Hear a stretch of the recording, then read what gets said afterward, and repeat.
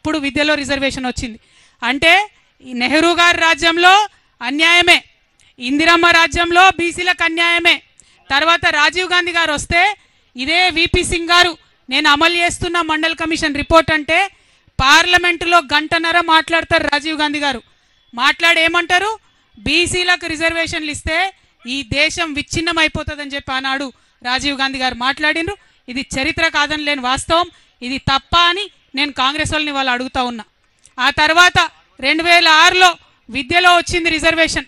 ఇక కొట్లాడంగా మరి సోనియమ్మ రాజ్యం వచ్చింది. సోనియమ్మ రాజ్యంలో 2011లో కులగణన చేస్తామని చెప్పి మొదలుపెట్టిండ్రు.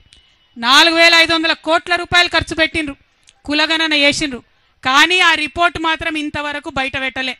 ఎందుకోసం భయం, మనం ఎంతమంది ఉన్నామో తెలిస్తే అంత వాటా ఇవ్వాల్సి వస్తుందని భయం తప్పితే ఇంకొకటి ఏమీ లేదు. 4500 కోట్లు ఖర్చు పెట్టి సోనియమ్మ ఆ రిపోర్ట్ ఇవ్వకుండానే వెళ్ళిపోయింది. ఆ తర్వాత బీజేపీ ప్రభుత్వం 2014లో వచ్చింది. వచ్చిన తర్వాత బీజేపీ వాళ్ళు కూడా ఆ రిపోర్ట్ బయట పెట్టలే. బయట పెట్టకుండా ఇప్పుడు ఏమంటారు, బాజాప్తా ఓపెన్గా చెప్తున్నారు బీజేపీ నాయకులు, మేము కులగణనకు వ్యతిరేకం, మేము కులగణన చెయ్యము అని చెప్తా ఉన్నారు ఇవాళ. అట్లా అని చెప్పి సుప్రీంకోర్టులో కూడా వాళ్ళు అఫిడవిట్ వేసిండ్రు. ఇవన్నీ ఎందుకు చెప్పుకుంటున్నామంటే 2 జాతీయ పార్టీలు, అది కాంగ్రెస్ కావచ్చు బీజేపీ కావచ్చు, అడుగడుగున బీసీలకు అన్యాయం చేసిరు తప్పితే ఎక్కడ కూడా న్యాయం చేయలే.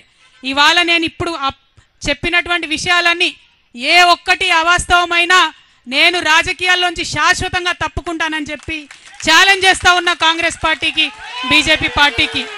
నేను కరెక్ట్ మాట్లాడుతా ఉన్నా, న్యాయబద్ధంగా మాట్లాడుతా ఉన్నా, ధర్మబద్ధంగా మాట్లాడుతా ఉన్నా. ఎవరన్నా ఈ భారతదేశంలో బీసీలకు న్యాయం చేసిరంటే అది కేవలం ప్రాంతీయ పార్టీలు మాత్రమే.